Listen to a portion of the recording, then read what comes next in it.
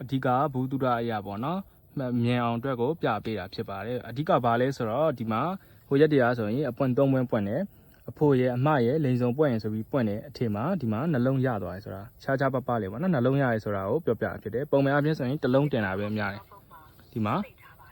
တစ်လုံးတင်တာပဲများတယ်ပေါ့နော်ဒါပေမဲ့ဒီရာသီကောင်းလို့မှဒီပြောမယ်ဆိုရင်တော့အဆင်ပြေတယ်ဆိုရင်တော့ဒီနှလုံးရအောင်တော့ယူရမှာဖြစ်တယ်ဒီမှာဆိုရင်နှလုံးတင်တာဖြစ်တယ်ပေါ့နော်တော်တော်လေးကိုဥပဒေအသီးအနေထားရောပြီးရင်ဒီအပင်အလုံးအနေထားရပေါ့နော်ဒီမှာချစ်မှာဒီအပင်လေးဆိုရင်တော့ခေါင်းကြတော့မဝင်ဘူးပေါ့နော်အဲဆိုရင်တော်လေးကိုအဆင်ပြေတယ်အဲဆိုတော့ဒီမှာတစ်ချက်ဒီဘက်မှာဆိုရင်ဒီဘက်အပင်ပေါ့နော်ဟိုမှာကြတော့ဒီခေါင်းကြားဝင်ထားတဲ့အပင်လေးတွေပေါ့ဒီကအဲ့ဒါဆိုရင်ခေါင်းကြားဝင်ထားတဲ့အပင်လေးကိုချက်လောက်ပြပေးမယ်ကဲဒီမှာဟိုဘက်မှာခေါင်းကြားဝင်ထားတဲ့အပင်လေးဖြစ်ပါတယ်